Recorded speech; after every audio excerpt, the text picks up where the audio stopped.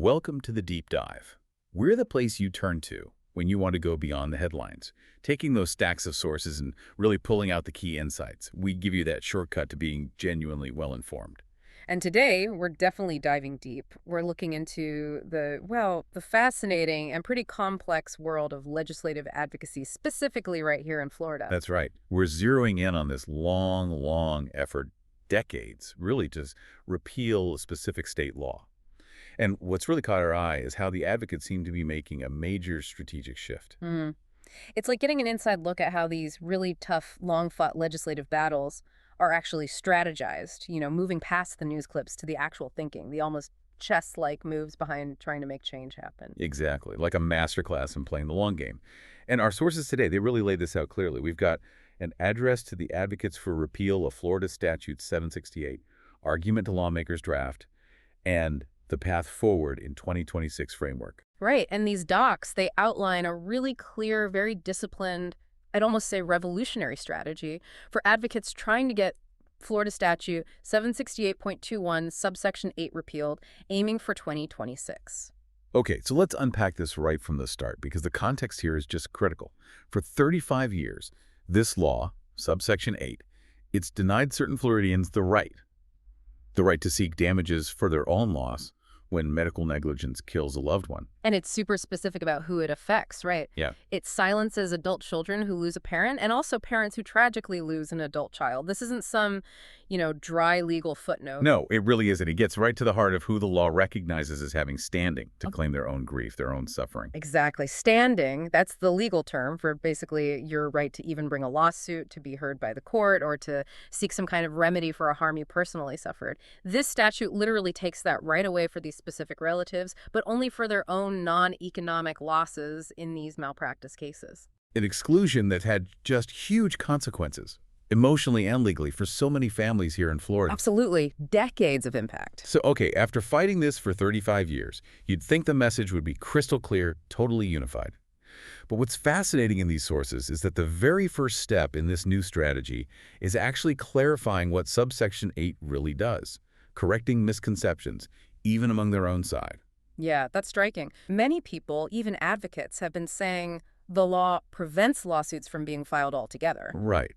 But these documents, they're emphatic. That's not true. Families can still file malpractice suits. So if it doesn't stop lawsuits, what's the actual impact? Why is it such a big deal? And this is where that precision becomes absolutely vital.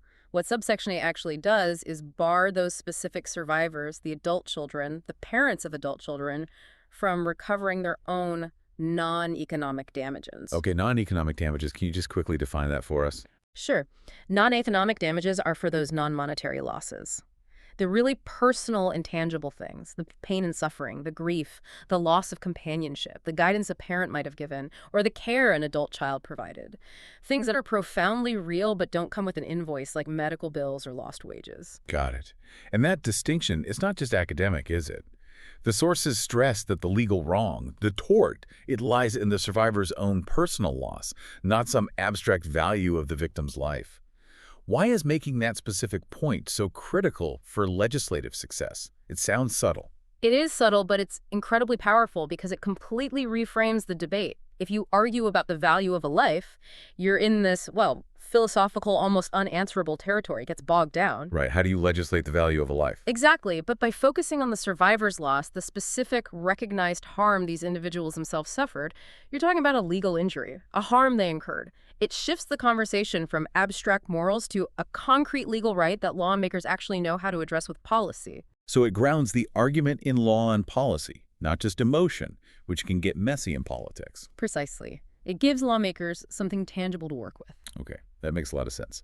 And building on that need for precision, the sources also advise advocates to avoid certain arguments that, frankly, just shut lawmakers down. Things like, and you wholly understand the emotion, no amount of money can replace my loved one. Or, if the governor can tell me what my father's life is worth, then maybe we can talk.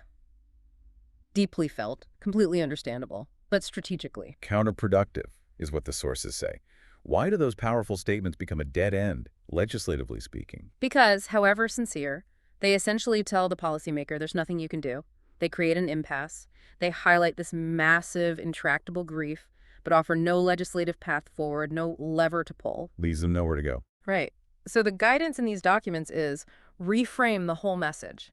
Focus instead on legal equity, on systemic fairness, on creating actual accountability mechanisms.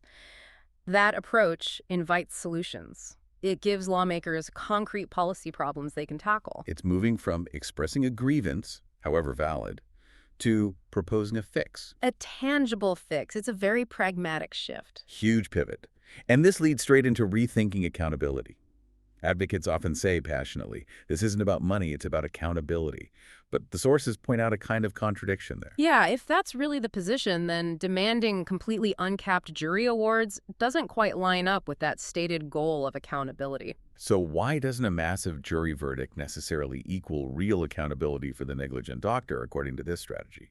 Because instinctively, you think a big penalty is accountability. It's a really interesting point they make. Take, say, a hypothetical $100 million jury award. The sources argue that often doesn't directly hold the doctor accountable because, well, usually the insurance company pays the claim. And the doctor might be back practicing the next day, maybe with no real professional consequences hitting them directly. Think about a speeding ticket. You pay the fine, you get the points. That's direct. Okay, I see the distinction. The malpractice award compensates the victim, which is vital, but it might not change the doctor's behavior or prevent future errors from that same person. Exactly. The system compensates, which is crucial, but it might miss that direct link to changing the practitioner's actions or the system that allowed the error. So if huge financial judgments aren't the whole answer for accountability, what does this strategy propose? Where should advocates be demanding accountability? This is where the strategy gets really focused on systemic change.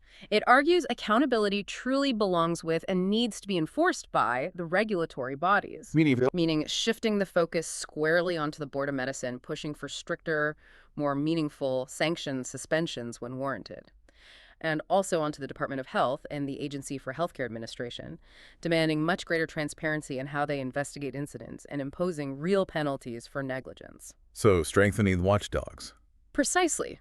The argument is that beefing up these institutions creates a much stronger deterrent effect system-wide than individual financial judgments alone can achieve.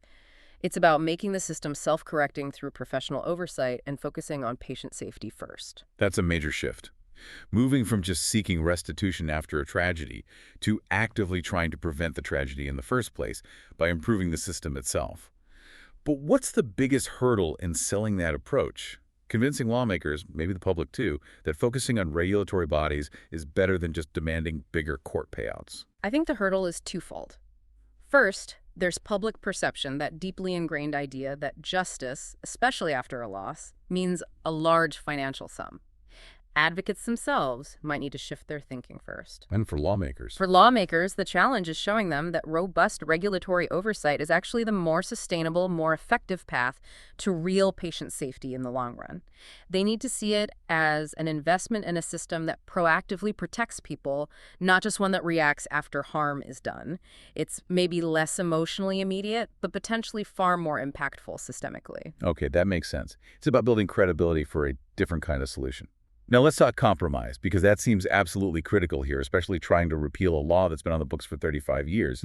Governor DeSantis has been pretty clear, hasn't he? Yes, the political reality, according to these sources, is that the governor has indicated he'd sign a repeal of Subsection 8 if, and it's a big if, it includes reasonable damage caps. That's a major factor advocates just can't ignore. Absolutely not. And this is where that it's not about the money argument really gets put to the test in the real world.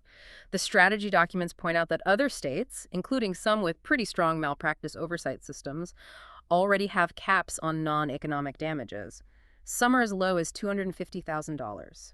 So the proposal here is? The strategy laid out suggests that if advocates genuinely mean it's not about the money, and their primary goals are restoring legal standing and achieving systemic accountability, then they should be prepared to accept a reasonable cap. The documents float a number, for example, $1 million for non-economic damages. So accepting a cap isn't seen as surrender, but as a strategic move, a way to get that repeal over the line. What does accepting, say, a $1 million cap actually achieve for these survivors who've been shut out for so long? It achieves several crucial things, according to this strategy. First, and maybe most importantly, it restores their standing. It puts them back in front of a jury to argue for their non-economic losses. After 35 years, that's monumental. That alone is huge. Huge. Second, a $1 million cap is still a substantial amount. It can cover legal costs, provide meaningful compensation for profound grief and loss, and it crucially reopens those courtroom doors. Third, it directly addresses the concerns raised by physicians and insurers about so-called runaway verdicts. So it creates a balance. It attempts to create a balance, yes.